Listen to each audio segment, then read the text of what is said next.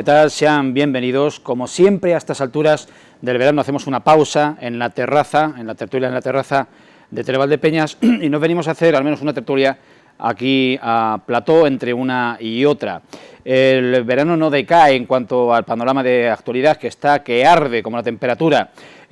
Asistimos en esta semana, en el panorama nacional, a un escenario insólito con una tercera fuerza política, que es Vox, en pleno proceso de desmembración, parece, en cuanto a su cúpula y a su staff de máximos representantes, máximos responsables. Si después de las elecciones en Andalucía era Macarena Olona quien sorprendía, dejando abruptamente su acta de diputada autonómica, es ahora Iván Espinosa de los Monteros, considerado uno de los fundadores de Vox, al menos en su nueva etapa con Abascal al frente, quien se apea del carro, quien deja su acta de diputado alegando, un poco inopinadamente, motivos personales y familiares para su marcha, cuando apenas han transcurrido unos días desde las elecciones generales y cuando se hace el anuncio desde la dirección de Vox de que no se pondrán ningún tipo de requerimiento, de compromiso por parte del Partido Popular de introducirles, de incluirles, de incorporarles al próximo gobierno, a un eventual gobierno de quien ganó las elecciones el Partido Popular, pues es Iván Espinosa de los Monteros, considerado de la liberal de la dirección de Vox, quien dimite, quien deja todo y se queda como mero afiliado de base. Presentamos en este momento a nuestra mesa de tertulia de agosto con José Manuel Pena Fandiño, empresario en la reserva, ingeniero. En el retiro, más bien. Ya. ¿Cómo va la cosa? Divinamente. No cabe mejoría, dicen. Vicente Salas, presidente de la Asociación de Familiares de Enfermos de Alzheimer y otras demencias, AFA Valdepeñas. Vicente, ¿qué tal? Pues muy bien, acaloradillos, pero bien. Estamos entretenidos, ¿verdad? Muy entretenidos.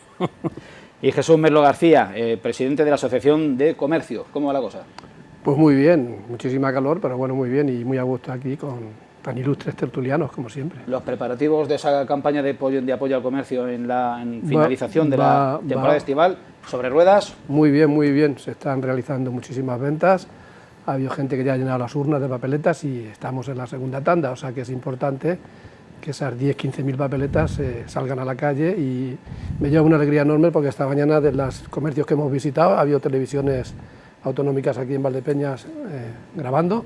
Y lo que sí es verdad es que, para mi sorpresa, que no es mi sorpresa, es verdad que somos capital de comarca, porque hoy de la cantidad de gente que han entrevistado, que han sido muchas, que ya se verán, pues la mayoría de la gente era del campo de Montiel, incluso gente de Madrid comprando en Valdepeñas, que me ha dado una alegría enorme. Si os parece, en la segunda parte, como tenemos tiempo, vamos a dejar algunos minutitos para comentar más detalles de esta campaña, que implica más de un centenar de comercios. Siempre es importante porque es un sector que mueve sobre todo muchísimos puestos de trabajo y genera mucha economía y está muy entroncado con otros sectores terciarios de servicios. Y también quería aprovechar la presencia de José Manuel Pena para algún apunte sobre esa concentración nacional de motos antiguas. Él es el presidente de la asociación ASAMA, en cuanto a los preparativos de esa concentración que tendrá lugar en la fiesta de la Vendimia y que se han movido de fechas, creo. Sí. Hablamos de ello en la segunda fase. Empiezo por ti, José Manuel. ¿Cómo estás contemplando esto que está pasando en Vox? Estamos en pleno proceso similar, paralelo al que se ha dado en Ciudadanos. Ya te veo venir, con perdón de la expresión. Yo creo que no. Yo he comparado, hombre, no conozco la situación personal de Iván, porque ni siquiera personalmente le he saludado nunca. Pero yo un poco lo comparo como cuando yo era concejal y tuve que dejarlo. ¿Por qué? Porque tenía unas atenciones profesionales. Él ha alegado el tema de su familia en el caso de sus padres, que son mayores, y yo lo entiendo perfectamente, que el hombre tenga que tomar una decisión. Hace 6 meses también lo eran. Sí, pero a lo mejor hace 6 meses sus circunstancias personales, que yo no conozco, pues no le obligaban. Ser portavoz de un partido político o estar de cabeza en un partido político, como yo me recuerdo mis tiempos de concejal, me llevaba muchas horas estudiarme los temas, preparar, es un trabajo ímprobo. Ir con los deberes hechos a las instituciones, claro, hacer los deberes. Claro, es que eso es muy importante. Si un partido quiere seguir adelante, tiene que tener líderes. Y yo creo que ahora mismo Vox, es una opinión muy personal mía, creo que Vox ahora necesita buscar líderes a nivel provincial y a nivel autonómico. Esa es mi opinión después de ver los candidatos que ha habido y la campaña. Una campaña no, los partidos hacen siempre las campañas en este país, curiosamente, en base al cabeza de lista. Pero es que el cabeza de lista es eso, el cabeza de lista, que puede ser presidente del gobierno o no. Pero es que la campaña se gana día a día en cada pueblo y en cada comarca y en cada provincia y en cada región. Y eso es lo que yo creo que, en el caso de Vox, que es lo que conozco más, al fin y al cabo, yo soy afiliado de Vox, o sea, no me importa decirlo. Pues les he criticado mucho, precisamente por eso, porque no veía yo ese liderazgo que un partido político tiene que cambiar. Los partidos convencionales, tanto PSOE como el Partido Popular, están basados en una cabeza. Los partidos democráticos, que no lo son ninguno hasta ahora, se tienen que basar en la base de líderes comarcales, populares y nacionales. Y entonces yo creo que Vox está en una oportunidad de hacer ese cambio, si decide hacerlo. Si no, pues a lo mejor le pasa lo que a Ciudadanos, espero que no. Pero yo estoy en esa idea, Pero es una cuestión más de política territorial de los partidos, en este caso de Vox, de reforzarse, porque desde luego en la Comunidad Valenciana, en Castilla y León y en Aragón, pues han sumado y ahí están, gobernando. Es el problema que ha defenestrado o que ha autodefenestrado a Iván Espinosa de los Monteros, ¿tiene más que ver con la fuerza o debilidad del partido en los territorios? No, ¿O con discrepancias en la cúspide? Que no. Vamos, según las fuentes, porque yo siempre, cuando he visto los temas que íbamos a tratar, pues siempre trata uno de buscar información en los más allegados, en gente conocida, en gente como José Manuel de Vox, y yo creo que no va a ser la última dimisión. Yo creo que Vox tiene que hacer según mi criterio, no tengo nada en contra de Vox ni de ningún partido, pero yo creo que tiene que hacer una reflexión de las últimas elecciones que no la ha hecho. Y yo creo que en el partido de Vox hay una ala dura, que todo el mundo sabe, porque solamente por las declaraciones cuando los ves en televisión sabes quién es más moderado, quién es menos moderado, y yo creo que al final, porque Iván Espinosa de los Monteros para mí es un gran moderador, es un gran habla, o sea, es buen parlamentario, es un portavoz fabuloso, o sea, es un portavoz fabuloso, además una persona que no falta nunca al respeto, como otra gente de Vox, que la falta, a lo mejor como otra gente del Partido Popular, o como otra gente del PSOE, no, siempre ha sido una persona muy educada, y lo que sí es verdad es que desde los últimos temas con la campaña del LGTBI, con el tema del machismo y todas estas historias, creo que ha habido personas en Vox que están recapacitando y creo que al final les gusta o les gustará o les gusta ponerse detrás de las pancartas y apoyar la bandera del LGTBI y muchas cosas, y yo creo que hay personas ahí en Vox que todavía no han asimilado eso, de que ayer mataron 3 mujeres, es que antes de ayer mataron 2 y así estamos, y yo creo que Iván al final ahí nos ha encontrado a gusto y veremos a ver si Iván Espinosa de los Monteros no es a lo mejor un futuro fichaje del Partido Popular. Una incorporación. Hombre, ya he hecho algún apunte en ese sentido Núñez Feijóo. Lo digo porque yo, para las informaciones que me llegan, yo no estoy dentro de los partidos, pero ahí ha pasado algo. Hay una línea dura con Garriga y con Busades, que está claro, porque incluso ya Ortega Smith ya lo apartaron un poquitín, prácticamente no sale en la foto nunca, y lo que sí es verdad es que bueno, ha sido una persona fundador de Vox, que yo creo que al final no va a ser la única dimisión, porque yo creo que al final, mientras no hagan una reflexión de las elecciones, que fue un fracaso total, y yo es que yo creo que Vox se ha equivocado en tener que meterse, como dice uno, como cuando los toreros tocan pelo en las ventas, ¿no? A querer gobernar, a querer estar en los gobiernos. Yo creo que ahí se han equivocado. Yo creo que Vox no tenía que haber entrado en los gobiernos y tenía que haber dejado al Partido Popular, haber apoyado las iniciativas que sean buenas, que hay muchas y muy buenas por el Partido Popular, y haber esperado a ver, pero lo ha hecho antes de las elecciones generales, y ahí yo creo para mi humilde opinión, que ha cometido una equivocación.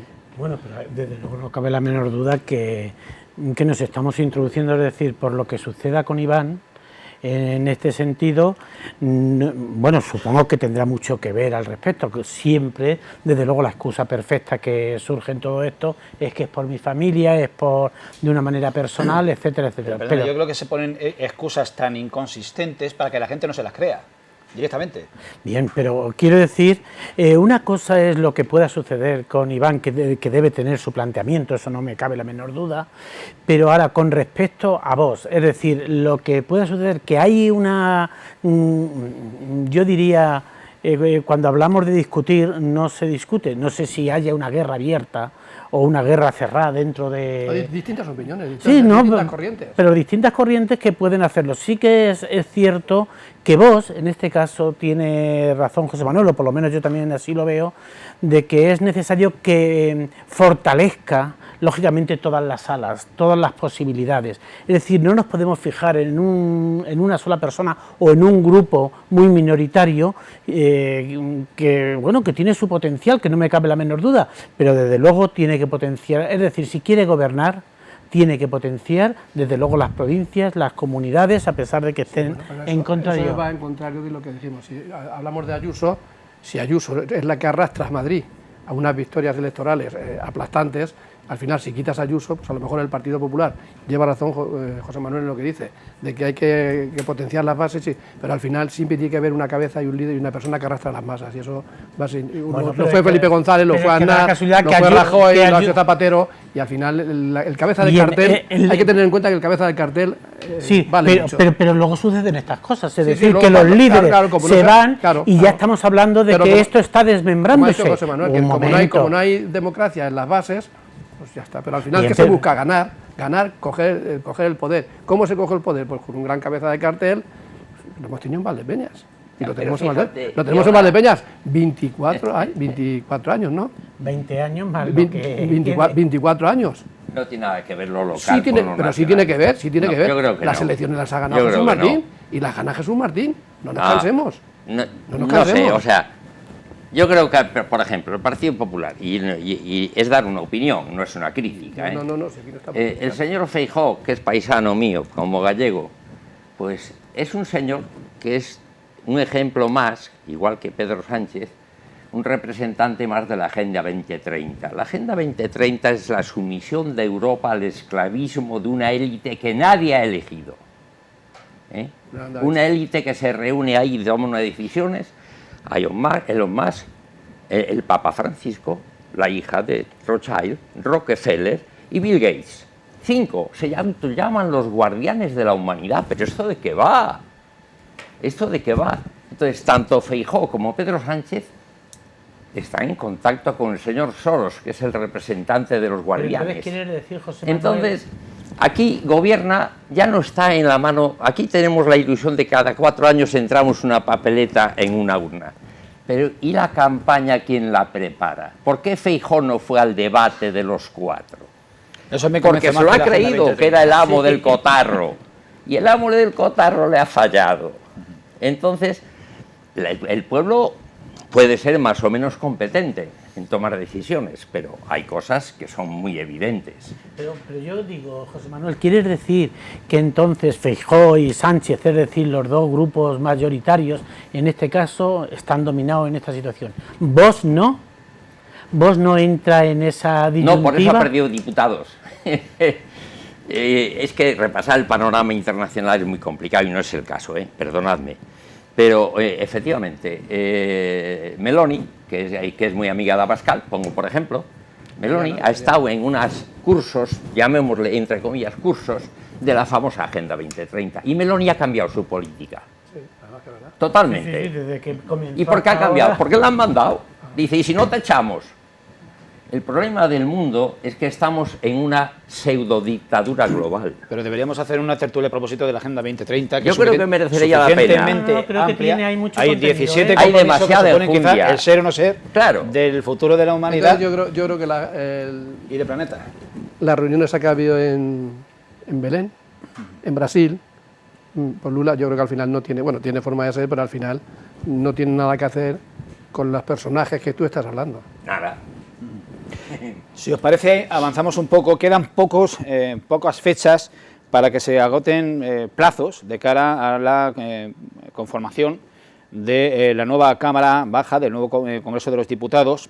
El día 17 de agosto, a mediados de la semana que viene, pasado el festivo, pues es el límite para componer la mesa del Congreso, que es quizá un órgano que nos pase a la inmensa mayoría de los españoles nos pase inadvertido y no le concedamos importancia a los distintos órganos de gobierno, órganos institucionales que componen el Parlamento.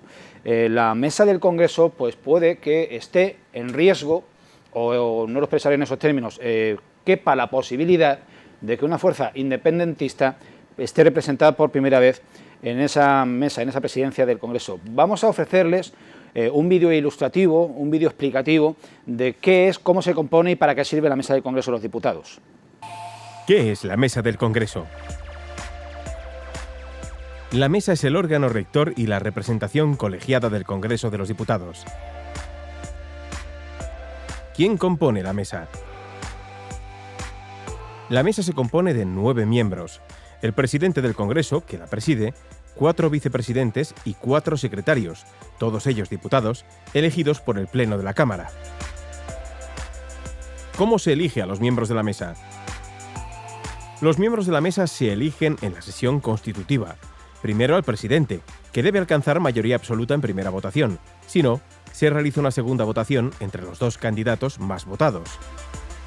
Luego se elige a los 4 vicepresidentes de manera simultánea. Cada diputado escribe un solo nombre en la papeleta y los 4 más votados son nombrados vicepresidentes en orden sucesivo. Los secretarios se eligen del mismo modo. Si se produce alguna vacante durante la legislatura, el Pleno la cubrirá siguiendo el mismo procedimiento, adecuado al número de vacantes a cubrir. ¿Cuáles son las funciones de la mesa? La mesa dirige el gobierno interior de la Cámara y organiza el trabajo parlamentario. De la primera, elabora el presupuesto de la Cámara y dirige y controla su ejecución, ordena los gastos y tiene competencias en materia de personal. Dentro de la segunda, programa las líneas generales de actuación de la Cámara, coordina los trabajos de los distintos órganos, califica los escritos presentados y los documentos parlamentarios, decide sobre su admisibilidad y sobre el procedimiento de tramitación que debe seguir, y desarrolla otras funciones previstas en el reglamento. ¿Cuándo se reúne la mesa? Asistida y asesorada por el secretario general del Congreso, la mesa se reúne de forma habitual los martes a las 10 de la mañana en el Salón de Ministros del Palacio del Congreso. Pues ya lo hemos visto, la mesa del Congreso es el órgano de gobierno del Parlamento. El órgano de gobierno, bueno, matizo, no del Parlamento, del Congreso de los Diputados, porque el Parlamento es el conjunto de las 2 cámaras, Congreso más Senado. Es decir, la mesa del Congreso es el gobierno del propio Congreso de los Diputados. Y decía yo, antes de este vídeo explicativo, que existe la posibilidad de que se esté poniendo como condición para el apoyo en forma de voto favorable o de abstención de una fuerza separatista la presencia en uno de esos 9 puestos. También hemos sabido que la presidenta del Congreso, que ha sido hasta ahora en la última legislatura, Meritxell Batet, del Partido Socialista, ha dado un paso al lado y se ha quitado en medio. ¿Cómo habría que interpretar o qué gravedad, qué dimensión hay que darle al hecho de que un representante de Esquerra Republicana de Cataluña o de Bildu, EH Bildu, esté sentado en la mesa de gobierno del Congreso de los Diputados? Libremente. Lo que a mí sí me preocupa en conjunto es de que el 77% que forman los 2 grupos mayoritarios sea un 23% quien tenga que gobernar esa mesa del Congreso. Y por ende el país. Claro, y además es la tercera fuerza, quiere decir que es la tercera fuerza de esta España nuestra. Vicente, además personas que no creen en el Estado. Claro, estamos hablando de la tercera, que quieren desmembrarlo. El rey, el presidente del gobierno y la presidenta o el presidente del Congreso del Estado de la Nación. O sea que entonces personas, no sé, pero bueno, yo creo que eso ya está más que arreglado, es mi opinión. Y ayer estuve viendo en algunas televisiones, vi lo que han pedido y yo creo que al final una de las cosas, vamos a ver a alguno de EH Bildu o Esquerra Republicana o de Junts, en la mesa del Congreso.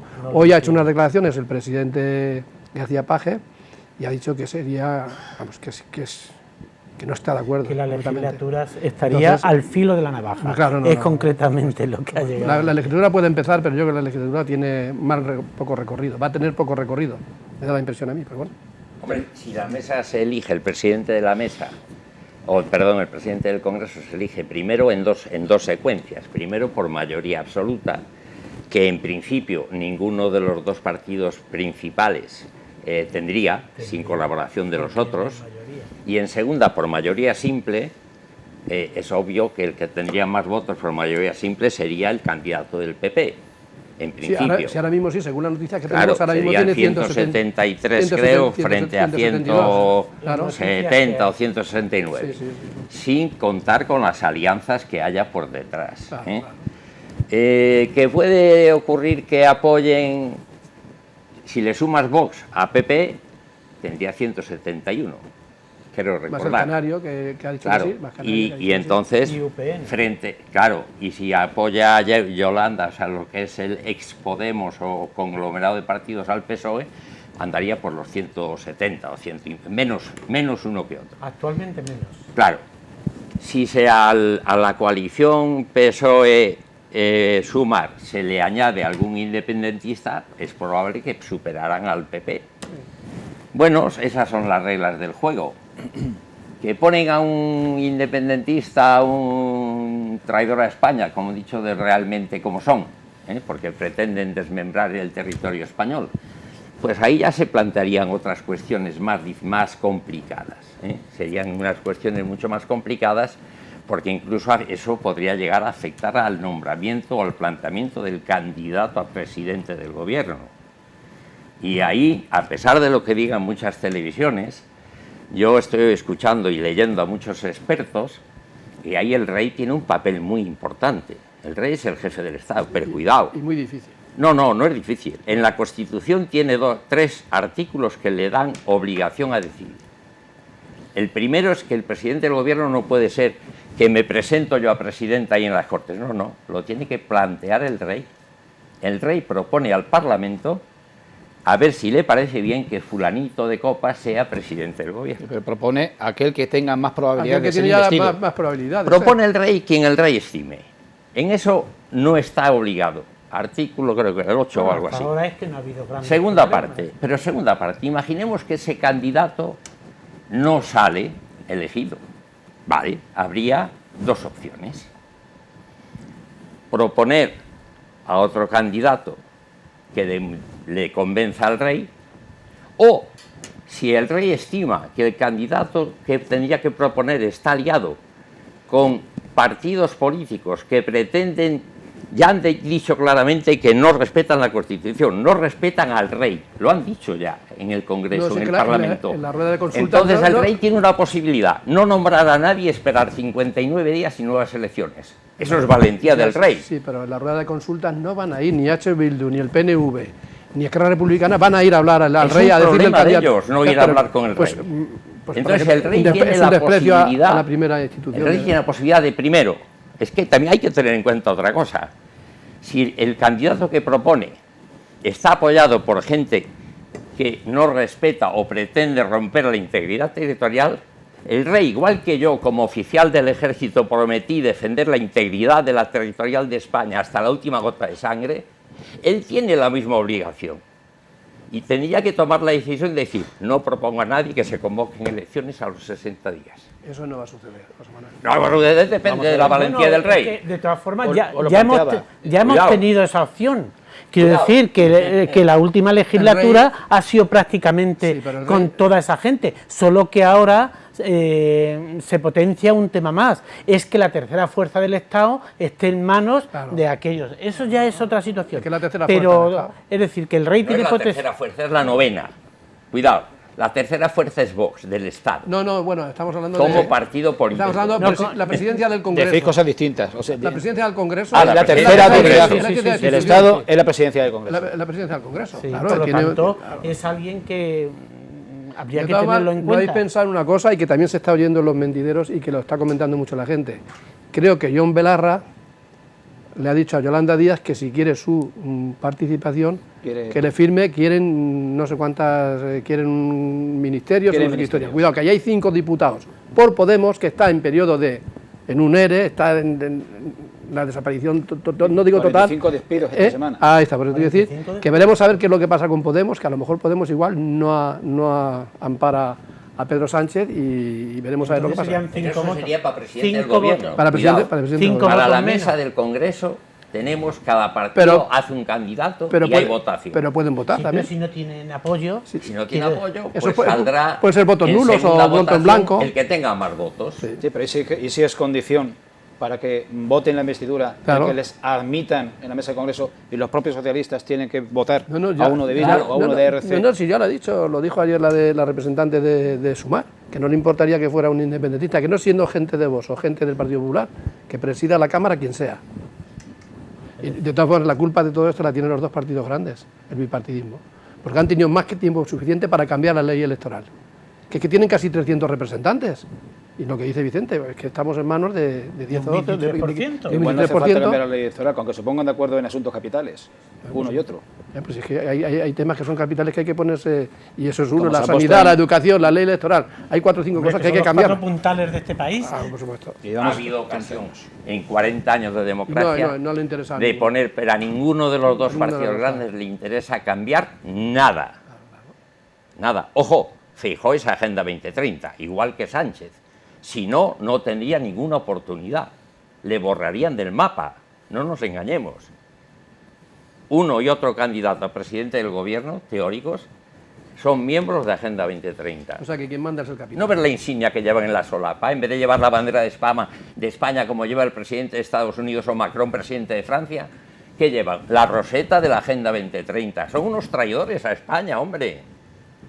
Y perdón por la expresión, pero es lo que hay. El capital manda. El capital es el que Cuestión manda. final de la primera parte de la tertulia, hoy en plató, excepcionalmente. La semana que viene regresaremos, ya lo diremos, a la terraza, en concreto a la antigua bodega Los Llanos.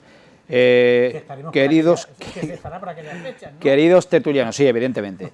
Queridos tertulianos, vamos, ¿qué más posibilidades hay de que haya una investidura, Sánchez o Feijóo, o de que vayamos en Navidades a una nueva convocatoria electoral? Depende del rey. Yo Depende del rey. doy una legislatura muy cortita, pero todavía tengo mis dudas. Creo que es fácil de que vayamos a unas elecciones en diciembre, en Navidades. ¿Resolvería el impasse en el que estamos? Sí, por supuesto, el partido que gane, sea PSOE o sea PP, saca una mayoría absoluta para poder gobernar. No se puede estar en esta intranquilidad, está claro. Pienso que tendríamos que pensar, valga la redundancia, lógicamente de que tengamos que ver que esto no es así, es decir, lo que estamos actualmente no arregla la situación, porque además, aun cuando hubiese un gobierno, sería un gobierno corto. No cabe la menor duda, parece que tenemos muchas más dificultades con los que ha habido estos 5 últimos años, porque la situación es totalmente diferente. No, yo creo que no. Yo creo que si sale al final el presidente de gobierno, el que es actualmente en funciones, don Pedro Sánchez, lo que ha planteado la agrupación de partido de Pedro Sánchez no es gobernar por el interés de España, es implantar en España una revolución social, cambiar el sistema. Cuidado, es que el ciudadano nos ha dado cuenta, pero no están pretendiendo el interés de España en la comunidad internacional, en la Unión Europea, en el espacio de la ONU. No pretende nada de eso. Pedro Sánchez pretende cambiar el sistema social y político. Esto es así. Hay que verlo en sus actuaciones y mirar la trayectoria de leyes que va haciendo. Cada ley que hacen merma las libertades del pueblo. Pero si Merma la libertad de expresión, merma la libertad de elección. Siguen muriendo mujeres porque su política, y eso lo dije yo en un pleno hace muchos años en el ayuntamiento, la política social de estos gobiernos es un fracaso desde el punto de vista de defender a las mujeres y de evitar lo que ellos llaman machismo. Entonces, va todo en una tendencia a la sumisión del pueblo. Perdón, ¿cómo hay que llamarlo si no es violencia machista? José Manuel, ¿cómo lo llamamos? Es que no hace falta ponerle ningún nombre. El Código Penal establece los delitos que hay. Y la igualdad de derechos, que eso lo dicen muchos juristas, no yo porque escucho a la gente un poco fuera de las cadenas normales de televisión. Muchos juristas hablan de el fallo jurídico de eliminar la presunción de inocencia del hombre en cualquier caso de violencia con mujeres. Entonces, eso ya va contra nuestra Constitución, pero nadie dice nada, porque además el presidente del Tribunal Constitucional ha declarado en público que cualquier recurso que presente Vox será rechazado. ¿Cómo puede ese señor ser presidente del Tribunal Constitucional si yo reclamo contra una ley que creo que es inconstitucional y solicito Pues una por decisión... segunda vez en media hora, José Manuel Puena propone tema monográfico para una tertulia sola. Eso no cabe la Pero es que menor son duda. inducidos Pero lo uno de otro. Ya, pero lo que quiero yo decir, veo que cualquiera de los dos candidatos o posibles Sí, candidatos sí. son de la Agenda 2030. Sí. ¿A quién van a apoyar? Es decir, el capital, ¿a quién apoya? ¿A uno o a otro? ¿O le da igual? No, es que, De que son autoridades supranacionales. O sea, la agenda, por ejemplo, en la oficina del cambio climático es una oficina de expertos, entre comillas, que está en la ONU. Y es la que declara si hay cambio climático o no. La calentología es una religión nueva establecida. También sería otro tema, perdón. No. Va, es el siguiente. A vuelta de publicidad hablamos de calentología. Entonces, quiere decir que hay tantos temas tan esenciales para la humanidad, para toda la humanidad, cuidado, ¿eh? Entonces, que es que yo creo que estamos dormidos, el pueblo está dormido. Y eso no puede ser. ¿Por qué? Porque desde Felipe González, pasando por todos los gobiernos, todos, no excluyo a ninguno, han ido deteriorando la ley de educación, que en la República se llamaba Ministerio de Instrucción Pública, no de educación. Usted no tiene que educar, el maestro no tiene que educar, tiene que enseñar, tiene que dar información para que las cabezas piensen y decidan. Y esa es la primera aberración del sistema nuestro, de la Constitución del 78. Tenemos 17 leyes de educación. 17 autonomías, 17. Claro. 17. Y cada gobierno un cambio a la ley de la LOCSE, la LODE, la LOLGO. Y estoy de acuerdo con las autonomías, estamos de acuerdo todos, porque ha descentralizado mucho el poder y bueno, y además no tiene nada más que salir por todas partes de España. Yo ahora que salgo un poquitín más y vemos que en 40 años hemos avanzado mucho, se ha hecho muchísimo, pero hay cosas que son pactos de Estado, que la ley de educación, la sanidad y el tema de la reforma electoral son prioritarios, y los dos partidos importantes. Ya no tiene, eso ya sería otra tertulia completa. Bien, pues dejemos de proponer o de plantear motivos de tertulia. La verdad es que la segunda parte de la tertulia se propone o se promete caliente. Y es de eso de lo que vamos a hablar. Estamos en una segunda, tercera ola de calor de este verano. El año pasado, si ustedes recuerdan, hubo más, y más seguidas, y más anticipadas, porque hubo mayo. Sí, pero es que este año ya lo hemos tenido también en abril, 30 grados en abril. Y vamos a ver si esto es simplemente que no nos acostumbramos a la rutina, o que estamos intoxicados por los medios de comunicación, o que no nos creemos ya no la Agenda 2030, sino el calentamiento global. Vamos a hablar también a dar alguna mínima pincelada en relación a la próxima inminente campaña de vendimia. Ya está otra vez el choque entre los pronósticos de las bodegas, que dicen que hay más uva que el año pasado, y los que venden la uva, que dicen que hay menos, pero que es de mejor calidad. Y propondremos, si hay tiempo para ello, un asunto final que sobre la marcha ya les planteamos. No dejen de seguirnos y en unos minutos regresamos.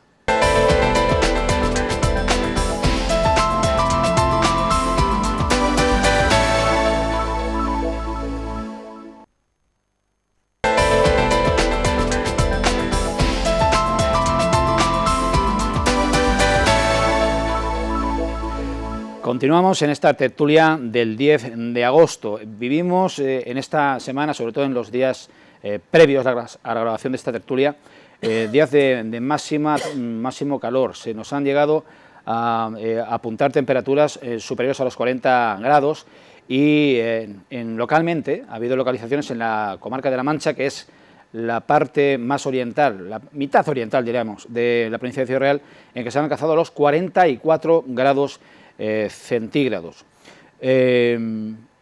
Repasado lo que ha sido la evolución en temperaturas de este verano y comparado con los anteriores, pues vemos que ha habido menos olas de calor, pero iguales en intensidad, con numerosos efectos, entre otros en la agricultura. Hay un estrés hídrico en las plantas, los cultivos leñosos, vid y olivar, con una indudable influencia. Hay un estrés hídrico, que es cuando se junta la falta de agua, la sequía con las temperaturas extremas. Sin ir más lejos, esta mañana, a las 7 de la mañana salía yo por el campo y veía bueno, viñas en espaldera, viñas de regadío, con un grano absolutamente subdesarrollado a estas alturas porque falta agua, nuestro subsuelo es pobre en agua y las temperaturas están como están. Uno continúa o observa la evolución de las temperaturas en los últimos veranos y sobre todo, más que la observación personal, subjetiva, pues lee, se informa, se documenta y parece que hay pocas dudas en relación a un asunto que es de controversia política, que es el calentamiento global y el cambio climático. Que este haya nacido anteayer o que venga evolucionando a lo largo de las últimas décadas, del último medio siglo, o desde la industrialización hasta nuestros días, pues es cuestión de contraste de pareceres. José Manuel Pena hablaba antes del descanso, ustedes quizás los que no se hayan incorporado no lo han oído, no lo han escuchado, hablaba de que estamos ante una fiebre de calentología, que es una nueva ideología que o desde determinados poderes se está implantando. Pero es cierto que está en la calle y que es ocasiona fuertes discrepancias y fuertes disparidades de criterios entre quienes dicen que esto es rutina, que esto ha pasado de toda la vida de Dios, y quienes dicen que hay datos que evidencian que el planeta se está calentando, que se están descongelando los polos, que el agua del mar está ascendiendo, que se están comiendo las costas y que estamos ante una alarma climática global y mundial. Hecha esta reflexión, esta exposición de datos inicial, pues abrimos de nuevo barra libre de opinión para que planteéis vuestros... Yo no sé si... Ese programa que vas a hacer tú sobre ecología, que te vi ayer en una entrevista que hiciste, sí, ese puede aclarar muchísimas dudas porque... Tenemos un compromiso con Ecologistas en Acción para incorporarlos una vez al mes al programa Conecta con Valdepeñas, y así va a ser. Yo, como implicado en el tema de jardinería, te puedo decir una cosa: no he visto los árboles de sombra, los plátanos orientales, están ahora mismo ya prácticamente, y se riegan a diario, están completamente pelados, pero es que pelados, están perdiendo la hoja. La mayoría de los árboles de sombra están perdiendo la hoja. Entonces yo he comprobado que el aire que viene, pues si estamos a 40 grados a la sombra o 40 y tantos grados, pues eso vendrá a 50 o 60 grados, se puede decir, lo que hace quemar. Toda la vida Dios ha hecho calor, pero lo que sí es verdad es que yo vengo notando en los últimos años que son los inviernos no son tan crudos como tenían que ser, y los veranos sí son tan extensos y duran tanto, ¿no? Y luego otro tema también es que cada vez hay menos agua. ¿Qué pasa? Que entonces los árboles, la cantidad de los árboles que hay en parques, en jardines, en toda la historia, cada vez hay menos, mantienen menos la humedad. Y estamos comprobando como por ejemplo las tinajas, todos los tinamomos que hay o lo hay otros, se están pelando, van a perder la sombra ya mismo. ¿Por qué? Porque ya la humedad que esos árboles durante 10, 15, 20 años, durante 2 años, 3 años, con un riego que le des a lo mejor al mes o 2 riegos que le des cada temporada, tienen más que suficiente, y ahora no, porque ya a las aguas subterráneas, y tú también sabrás de esto porque tú eres agricultor, se están acabando. Ya ahora mismo no pinches en cualquier sitio, que hay agua, pero no hay la cantidad de agua que nos creemos que había otras veces a la hora de pinchar y hacer un pozo. Entonces, en cierta parte llevan razón, pero lo que hay que hacer tampoco es no comernos tanto el coco, porque calor ha hecho siempre, y sequías ha habido siempre, ¿no? Y muchos ríos, el Jabalón, desde que yo tengo uso de razón, lo he visto más de una vez seco, muy jovencillo, muy pequeño, y lo he visto también inundado. Una vez lo he visto húmedo. Eso, que es distinto. Sí, bueno, pero que te quiero decir que no, pero el Jabalón lo he visto yo bien lleno, bien completo. Hasta que Año 95-96, parecía el Amazonas. Entonces lo que hay que hacer no calentar tampoco y comernos tanto el coco. Lo que sí es verdad es que aquí hay muchos intereses, como ha dicho antes José Manuel, y al final pues no sé en lo que acabará esto. Lo que sí es verdad es que tenemos que ser conscientes, tenemos que hacer buen uso del agua, tenemos que hacer buen uso de muchísimas cosas que no hacemos, que no somos conscientes todavía. Y ya sabéis que el alcalde dijo hace poco que el año que viene igual, si esto sigue así, nos visitarán los famosos tractores con el agua para que podamos hacer consumo de ella. Y hoy el presidente Paje ha dicho que es más importante beber que no regar. Entonces vamos a ver en qué queda esto. Ya nos ha lanzado un mensaje el presidente Paje, que es más importante beber, y La Mancha no tiene para beber, o se le va a acabar muy pronto el agua para beber, y más que regar. Y era una indirecta que le lanzaba a la zona de Murcia y a la zona de Alicante, a la zona que quieren agua, pero que al final el agua es un bien común y que, claro, primero somos nosotros. Las indirectas no son sinónimo. Ya, son directas. Son muy bien. Lo que sí que es cierto, y lo estábamos comentando al llegar con José Manuel, y el comentar de que hace muchísimo calor, la verdad es que también vamos perdiendo capacidad personal. Y yo me he encontrado, siendo jovencillo, pues con muchos calores, y en cambio ahora tengo, ya digo, menos capacidad de aguante, por lo tanto. Y luego también los medios de comunicación también nos están asustando siempre, constantemente.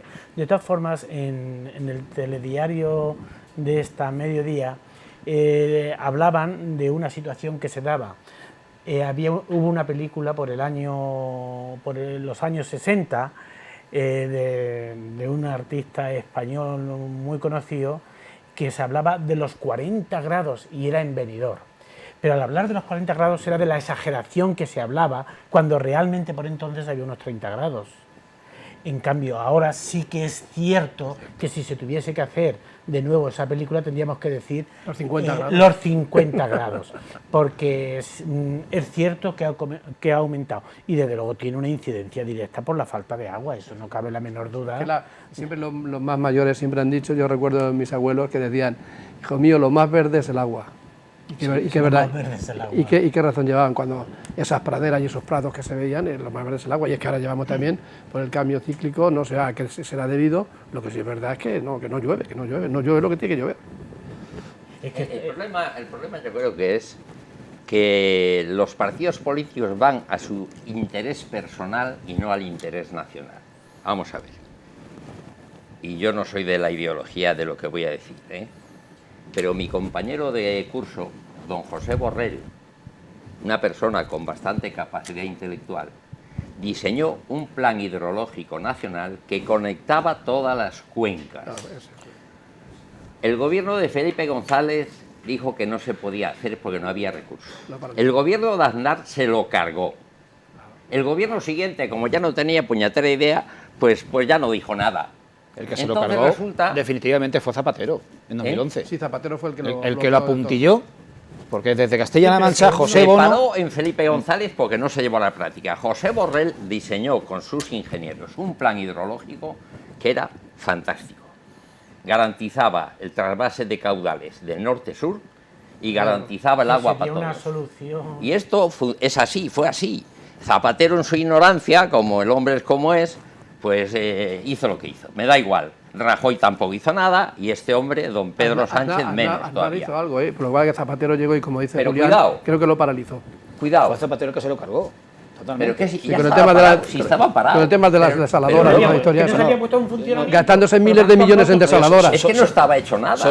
La desaladora es una barbaridad. No, ¿Qué se hace con la salmuera? Es irreciclable. Pues hay construidas unas cuantas. Que hay construidas unas cuantas. Claro, inversiones. ¿Y los millones a dónde han ido a parar? A que nos las han construido. Y ahora resulta que encima que no hay agua destruimos las pocas presas que hay. Pero estamos mal de la cabeza. ¿Qué nos ha pasado en la mente? El señor Paje y el señor alcalde dijeron que con el plan de traernos el agua del Entrepeñas y Hueldia, en Valdepeñas nos faltaría agua en 10 años por mucha sequía que hiciera. Era yo concejal y estaba en el pleno. O sea, esto fue así. ¿Y ahora qué pasa? Ni existe esa tubería o no funciona adecuadamente. Ahora ya estamos pensando en Valdepeñas que ahí no va a haber agua. ¿Qué está pasando? Que no hay partidos políticos de interés nacional que piensen en los ciudadanos. Es verdad que Europa tiene unos planes que es cargarse la agricultura y la ganadería en Europa. Eso está claro. Y yo, que soy agricultor, y mi vecino ganadero, estamos hartos ya de las leyes. Porque empezando por Paje, que aprueba una ley de expropiación, si tú no explotas la tierra socialmente como yo pienso, te la quito. Entonces, pero vamos a ver en qué país estamos. ¿La alimentación de dónde viene? Para Europa. Es decir... Pues Europa, la Agenda 2030 supone la supresión de la suficiencia europea en necesidades vitales. Es que hay que leerse las cosas. Perdonadme, no estoy reprochando nada. No. Cuidado. Porque además está en inglés y no todo el mundo... tiene capacidad para leerlo. Los 17 compromisos de la Agenda 2030 están en castellano. En español, pero la letra chica no está en español. Ese es el segundo problema. Entonces, ¿qué ocurre? Pues que los gobiernos que hemos tenido en nuestro país, desgraciadamente, no han pensado en que podíamos llegar a situaciones de necesitar agua de la que sobra en el norte. El trasvase del Ebro se lo cargó la Comunidad de Cataluña y estamos echando al mar montones de hectolitros diariamente Pues que podían ser aprovechados con el trasvase hacia Cataluña, Valencia. que es nordeste, tiene poca agua, porque realmente tiene... por eso. Cuidado, la Antártida, informe de la ONU, ha incrementado en 5.600 kilómetros cuadrados su superficie de hielo en estos 2 años. Señores, ¿dónde está el calentamiento? ¿Dónde está la subida del mar? ¿Me lo expliquen? Es muy difícil. Es muy difícil, muy complicado, porque hay muchos intereses por medio. Pero en España teníamos que ser solidarios, norte, sur, este y oeste.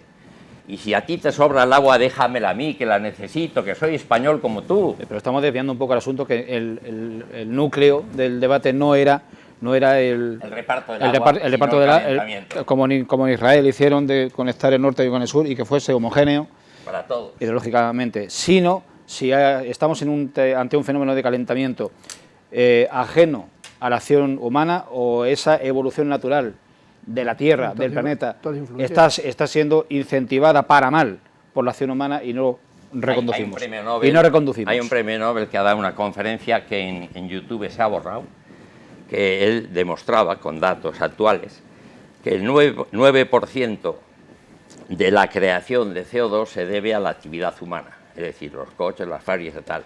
El 92% restante lo generan los fenómenos naturales, es decir, los volcanes, los terremotos. A ver, voy a contaros una cosa que se puede buscar y se ve, ¿eh? La tecnología humana es tan perversa. El DARPA es una agencia espacial, una agencia de investigación americana sobre alta tecnología. Se dice que tienen procedimientos para crear terremotos, cambiar un poco el clima, alterar las lluvias. Si eso fuera cierto, de verdad que sería para tomar medidas muy gordas, ¿eh? Un cepazo aquí. Muy gordas, muy gordas. No reíros. El terremoto de No, Turquía, fijaros, reír con algo así en la garganta. pero esto está en internet, todo esto se puede buscar, yo os puedo dar las referencias. El terremoto de Turquía se achacó precisamente a esta tecnología. ¿Por qué? Porque Turquía había apoyado a Rusia en la guerra de Ucrania. Fijaros a qué nivel de mentes perversas llegamos. Sí, siempre pagan lo mismo. Entonces la calentología, Siempre pagan lo mismo. siempre paramos en qué, en intereses económicos. Es una desgracia de la El humanidad. capitalismo es lo que tiene. Sí, pero bueno, hay que pensar también que toda la cantidad de incendios, estamos en un país que tenemos más sol que nadie, somos la envidia de Europa y la envidia del mundo, pero lo que sí es verdad es que algo también te están viendo los incendios de la reforestación que está habiendo, la cantidad de oxígeno que dan esos cedros, esos pinos, toda esa cantidad de reforestación que se ha hecho en toda España, que vas por todos sitios, es una envidia. Sin CO2 no hay función No hay clorofílica, no hay oxígeno. No hay oxígeno, ¿no? ¿Cómo vamos a cargarnos el CO2? Otra cosa es Pero que tengamos árboles suficientes. Los incendios son intencionados también, ¿eh, José Manuel? La inmensa mayoría. O por negligencia. O negligencia. negligencia. Acabas por la acción humana. Estos últimos que estás viendo, que han estado trabajando, lo que pasa es que siempre llegan tarde.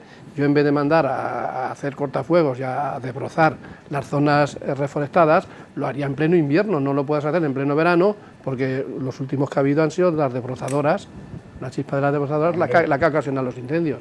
Entonces, esperamos que hay unas reforestaciones que eso vale, bueno, eso es un pulmón, oxígeno a punta pala, ¿no? Por ahí, la zona de Peñaperro, todas las zonas tan bonitas que hay, y eso se está acabando con todo eso, y al final eso va a influir también en el cambio climático. También eso hace de que no haya menos lluvias, me imagino yo. Eso está claro. También lo que... No, que iba a decir que cuando vino Elena es que iban a indicar hacia allá. Es que me estáis dando una idea. Mira, está habiendo transmisión de pensamientos en este momento, y yo ya tengo que plantear aquí en esta mesa comprometerle ante ustedes. José Manuel Pena aceptaría un debate con Elena Solís, si es que Elena Solís estuviera dispuesta. Elena Solís es abogada ambientalista y miembro de Ecologistas en Acción. Elena Solís, José Manuel Pena. Sí. ¿Habría algún...? Ningún problema. No esperaba menos. No esperaba Ningún menos. problema. Se lo propondremos, no sé si... interesante porque son dos visiones totalmente diferentes, pero quizás también para esa ignorancia que el ciudadano podemos tener, lógicamente, a ver qué opinión. Y luego cada uno tiene conciencia, lógicamente. Hombre, hay un detalle que yo sí quiero significar, y es que hay razonamiento y exposición de datos, y no solo adoctrinamiento por parte de ambos. No, hombre. Por Además, eso son dos creo que personas es una conocidas. buena propuesta. Sí, Es una buena propuesta. Antes de que pasemos de tema, sí es verdad que dijo el alcalde, de un dato que a mí me pareció interesante, y es que consumimos en Valdepeñas por término medio, voy a dar el dato diario, 6.000 metros cúbicos de agua, entre industrias y hogares. Esos son 6 millones de litros de agua. Unos 2,2 hectómetros cúbicos. No, pero es que veníamos hace 20 años, el consumo en Valdepeñas era de 8 millones de litros de agua. Mucha menos población y todo. No, mucha menos, Pero menos mucho menos tampoco había. Había más. No, hace 20 años no. No, hace 20 años Hace 20 no años no. teníamos- Hubo una tendríamos punta, unos hubo una 20. punta Una punta. gorda en 2004, 2008 en Burbuja, etcétera. Pero hace 20 años no había más población que ahora. Ahora se optimizó a través de la factura del agua, a través de el repaso que se hizo al ciclo integral del agua, a esa tubería que perdía aguas a manta entre el Cerro de los Muertos y la red urbana, y gracias a eso se ha contenido. Pero bueno, una buena obra. a donde íbamos, además es que se invirtieron en muchos millones de euros. El ahorro del agua, a lo que iba. Antes de existir el pantano de Fresnedas, que por cierto lo he visitado este fin de semana, me he dado un paseo, me he ido a verlo, y es una imagen de esperanza. Está más de un 50%, tiene 9 hectómetros cúbicos de 14 posibles, está bien. Bueno, por no enredarme. La cuestión es que antes de existir ese pantano, que es el principal aporte de agua a Valdepeñas y algunos pueblos más como Santa Cruz de Mudela y Amuradiel, ¿de dónde bebía agua? ¿De dónde se suministraba Valdepeñas? Del subsuelo. Sí, los pozos que estaban en la sangre. Santa María, Berzosa, etcétera. Exacto. ¿Qué ocurre ahora con ese volumen de agua de subsuelo? Pues que es... Cero. No, cero no, lo hay, pero no es apto para el consumo porque está contaminado por la agricultura. Ojo, Sí, no, sí, de luego eso lo estoy tenemos transmitiendo claro. datos, no es una opinión. Tiene unos contenidos en residuos químicos de síntesis que lo hacen inviable para el consumo humano. Desde hace, estoy pensando yo, el carnet fitosanitario existe desde hace como 6 años, ¿no? Sí. Es decir, de hace 6 años... No todo el mundo puede hacerlo. No, se sabe el consumo de fitosanitarios que pueden contaminar el subsuelo. Por lo tanto, se podía prever lo que va a pasar. En Andalucía pasó con el Guadalquivir, que resulta que los riegos, yo tengo un amigo que tiene una finca enorme que capta directamente del Guadalquivir, tuvo que dejar de hacerlo porque el agua estaba contaminada y no era hábil para el riego de sus olivos. Entonces, yo lo que creo que hay es, entonces, algo falla en el control. ¿Para qué me piden a mí un carnet que me tengo que sacar? Iba a venir una orden que iban a prohibir el tratamiento de fitosanitarios a nivel europeo, y bueno, está incluida España, claro, por supuesto. Bueno, primero la ley ha venido... Determinados fitosanitarios, pero es igual. Es que sin fitosanitarios Joder, hay muchos es que cultivos es que el tipo de herbicidas ese Depende, que a las depende. 24 horas Yo- está la hierba más seca que los juntuertos, o sea que te quiero decir que llevará eso, no me extraña que los pozos estén Es que contaminados. las tecnologías cambian. O sea, yo, por ejemplo, tengo mis olivos en proceso de ser ecológicos, el olivar. Y yo no utilizo ningún fitosanitario, ni herbicida, ni nada. Utilizo productos naturales, que existen ya, y yo no tengo plagas en los olivos. Pero hay una cosa muy tonta. Fíjate que a mí la Comunidad de Castilla-La Mancha me pagó un curso para aprender el tratamiento de los olivos en Andalucía, aun siendo yo de Castilla-La Mancha. Y allí una de las cosas que aprendimos que para luchar contra la mosca del olivo hay que plantar albahaca. Dice, ¿y por qué? Pues porque la albahaca atrae a la mosca para que ponga los huevos y la larva, cuando se come la hoja, tiene una sustancia que hace que el cuerpo de la larva reviente por el exceso de crecimiento. Y eso no es venenoso. ¿Por qué no se difunde esa cultura?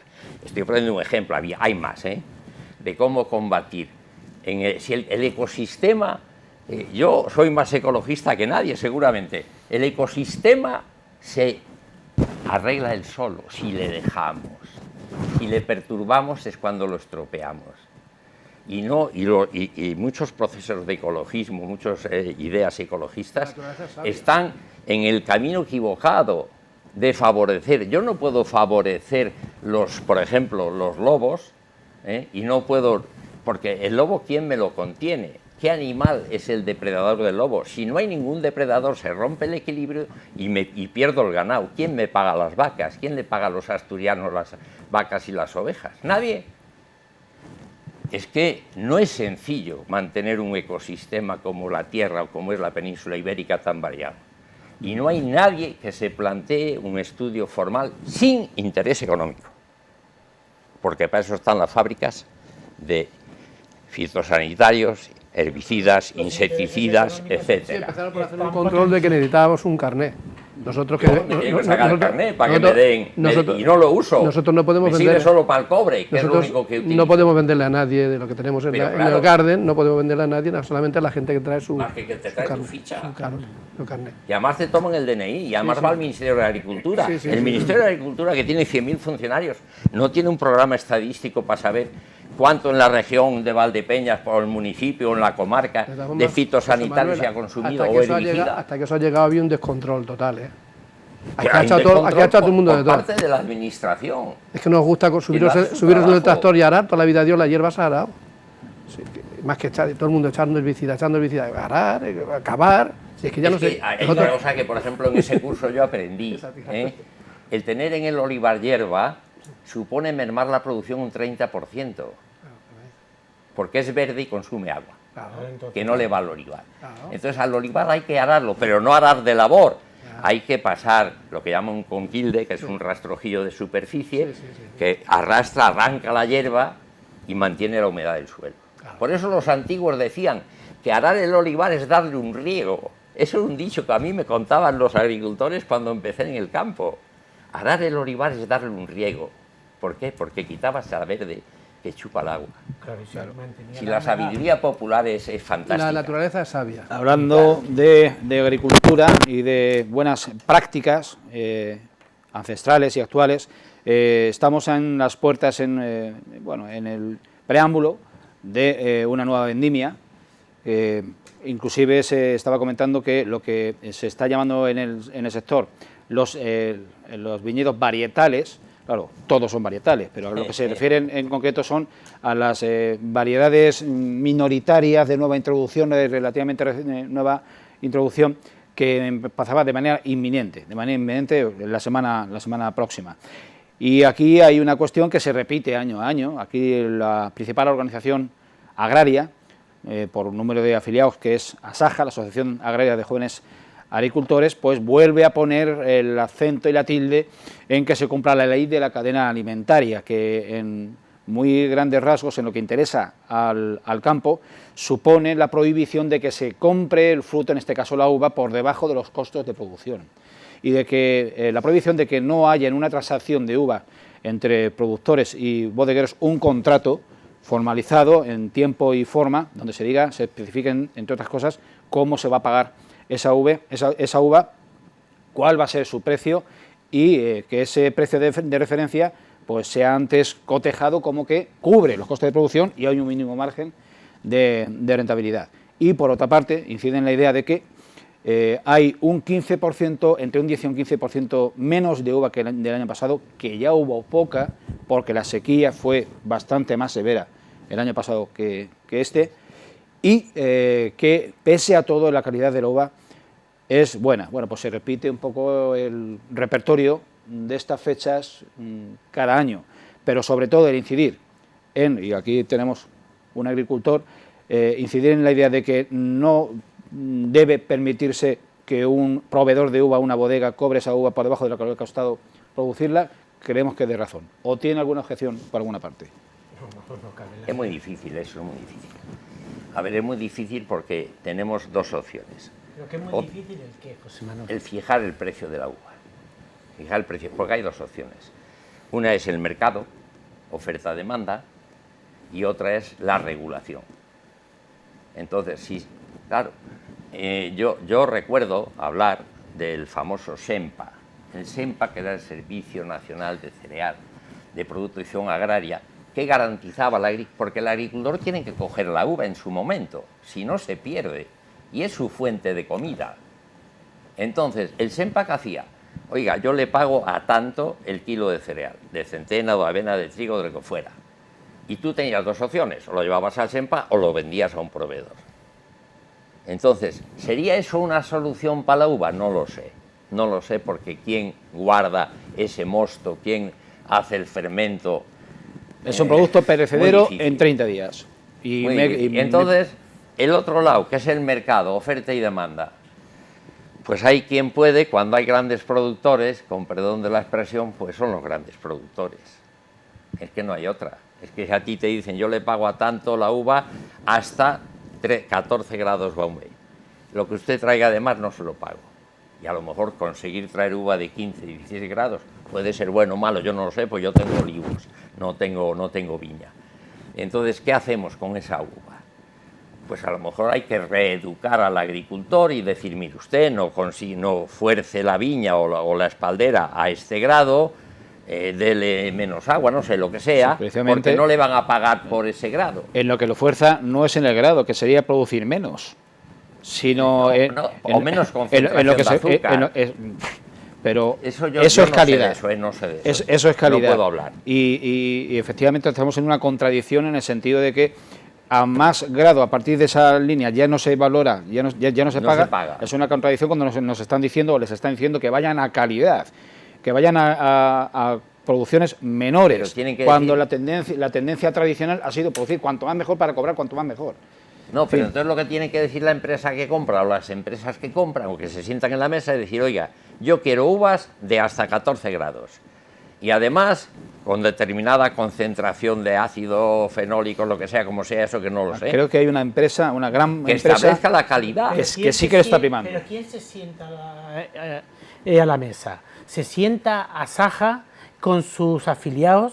Quiero decir, representando a sus afiliados con las bodegas en conjunto, quiero decir que tiene que haber un contrato, pero ese contrato se ha llevado a cabo, se ha realizado, quiero decir que la competencia corresponde a la Consejería de Agricultura de Castilla-La Mancha. Claro, por eso la exigencia de Asaja hacia el gobierno de la Junta, ¿no? Sí, pero la Consejería no puede marcar el precio, ¿no? Claro, pero sí hace que se cumpla la ley de la cadena alimentaria, en el sentido de que no se pague al agricultor menos de lo que le ha costado producir. Si es que a pérdidas no podemos ir nadie. Yo en mi negocio no puedo ir a pérdidas, ni tú en el tuyo. Porque ni durará 2 días. Claro, es que eso es injusto, eso no es justicia social. Lo suyo es que todo el mundo se vea remunerado con su trabajo, con el sacrificio que sacar la viña adelante. A pérdidas no podemos ir nadie. Claro, tampoco tampoco una tabla de calidad, unas características de calidad. Claro, una cosa, tampoco sabemos si algún empresario también algunas veces trabaja a pérdidas, porque muchos empresarios también pierden dinero en su empresa.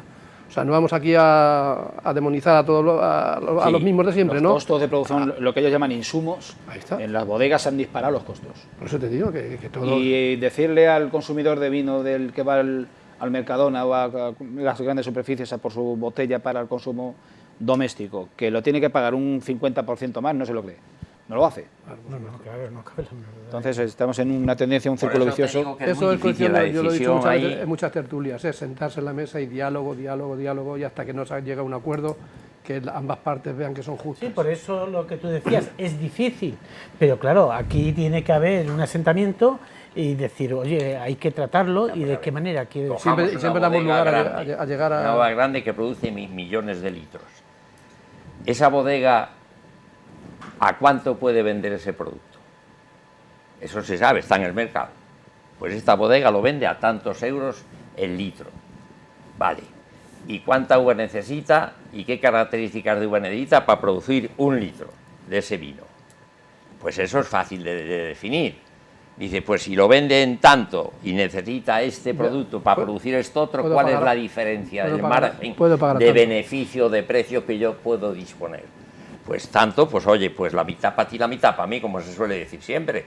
Y se queda claro lo que no se puede el empresario grande, porque no nos engañemos, en Valdepeñas tenemos 2 entidades que absorben toda la uva. Esto es lo del Tribunal de Competencia. Siempre se llega al final al Tribunal de la Competencia, en donde el oligopolio es el que nos lleva a la perdición. Antes había 400 bodegas, en Valdepeñas 400 personas que producían vino, ahora quedan 6. Entonces, claro, ya el agricultor es esclavo de su producto. O lo coge en su momento, o lo pierde todo. O no come, que es la realidad. O lo entrega al precio que le den. Al que le den, no le queda otra. Entonces ahí es donde los representantes del pueblo, para decirlo con claridad, son los que tienen que mojarse y sentar a la mesa a industriales, bueno, lo digo mal, porque el agricultor es un empresario, aunque él no se lo crea, Sí. y es la mentalidad que no hay todavía. Entonces hay que sentar a industriales y agricultores, ambos empresarios, y que negocien y lleguen obligamos a llegar a un acuerdo. No 5 días antes de la vendimia. Pero claro, es que siempre llegan a Pero última hora es y que es eso, cuando... es que eso ya ni sucede, lo que se sienten a negociar el precio de la uva, entre otras cosas porque la Comisión de Defensa de la Competencia lo prohíbe. No se Claro. pueden establecer, tiene que ser unilateralmente cada productor, cada proveedor con su bodega. Lo que luego en realidades, en términos de realidad, en lo que se traduce es en que la bodega tiene sus precios, oye, a esto te lo compro, si no, pues vete enfrente. Así como Así está de claro. Así como está es la sucediendo. imposición ya, ¿no? Pero hombre, tampoco queremos entender y queremos creer que no es caprichosamente, o sea, condenar a la inanición a tus proveedores cuando son miles. Hay una gran empresa de Valdepeñas que se gasta más de 60 millones de euros al año en comprar uva. Esos son muchos millones de euros. De kilos, sí, muchos millones. No, mucho Aparte dinero en del circulación, dinero. muchísimo Ya, dinero. lo que hay que ver es cuánto Entiendo que no cuesta será la- caprichoso cuando fijen ese precio. Come mucha familia. Cuidado, pero lo que hay que ver es 60 millones de euros de compra de materia prima más gastos de producción, ¿en cuánto factura? Si 60 se convierten en 120, oiga, vamos a discutir, vamos a hablar un poquito, ¿no? Ese es el tema. Ahí está el negocio de la Pero que esencia. no se llega ni a hablar, ¿no? Porque ya ni siquiera llegan a los 5 últimos días. Y además No, si la no vendimia está se previsto. Va a empezar dentro de unos días aquí, ¿no? En algunos Hubo- sitios. hubo- No, en ya- Villarrubia ya ha empezado. Hubo una mesa. Y el yo- Manzanares comenzó el día Ya 1. digo que hoy esta mañana he salido al campo con mi perra a las 7 de la mañana por la zona, os diré, de la circunvalación sur, antigua carretera de Santa Cruz de Modela, y el grano en algunas viñas, en espalderas, era diminuto, o sea, no está ni en embero. Supongo que eso es que ya no va a ser viable. O sea, No, esas no, plantas no, ya no son seguro, viables, seguro. ya no es recuperable. Y sí que se ven algunas otras que están, pues, si no para coger, para esperar unos días y ya está. Julián, ya está aquí la Virgen de Agosto, que ya están maduras. Sí, no, es que antes A era Santiago para... de Santana pintan y para la Virgen de Agosto. Muy bien, pues Eso aquí- es diálogo. Y lo que sí es verdad que tiene que haber una ¿Qué es lo justicia que no social. Tiene que haber una justicia social. Hay que mirar siempre por el... No digo por el más débil, porque en este caso, como ha dicho José Manuel, todos son industriales, todos son empresarios, pero lo que sí es verdad es que miren esos márgenes, que tienen técnicos, estas empresas grandes tienen grandes gente que hace ahí los números muy bien, pues que miren y que entre todos lleguen a un acuerdo, que es importantísimo. Y hay una diferencia importante también. El empresario agrícola le perece el producto. El vino se puede conservar. Cuidado. ¿Eh? Eso es Esa una es la ventaja. diferencia esencial. Ujú. Sí, pero Pero el hecho de que el agricultor también tiene que prever de que tiene que estar en un grupo potenciado, en una saja o similar, porque ¿de qué le por sí sirve solo...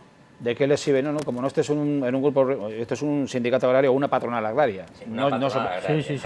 no, muy bien. no, Por eso digo, no, si no, no no es- estás- no es otra cosa. O sea, esto no le va a hacer más fuerte. O sea, es el hándicap que tiene de que o lo vendo o lo vendo a lo que me den. Pero también, por no alargar el asunto, el problema endémico de Valdepeñas, de que siempre el viticultor esté acogotado, no se produce en Mancha, que es una región inmensamente mayor en viñedo que Valdepeñas. ¿Por qué? Porque hay infinidad de productores y también de transformadores. Con lo cual, si no te lo vendo a ti, se lo vendo a este que me paga el céntimo más. Aquí no. Aquí tenemos la concentración en muy pocos comercializadores. Y este es el mal endémico de Valdepeñas, que posiblemente haya acabado inclusive con el Consejo Regulador. Y sin consejo. Bien, pues hasta aquí llegamos, que no has... poquito más de una hora de tertulia. La semana que viene, como decíamos, sí que nos volvemos a ver en la terraza de verano de Televaldepeñas. Va a ser en la antigua bodega Los Llanos, será el próximo jueves. Veremos a ver de aquí a entonces qué nos depara el panorama tanto nacional como local, porque fijaos, no hemos tocado la política local para nada, porque yo creo que está en un impasse vacacional absoluto. Vamos a pensar que sea solo eso, que sea única y exclusivamente ausencia de noticias. Le vamos a emplazar dentro de 7 días, no nos fallen, y hasta entonces pues un fuerte abrazo.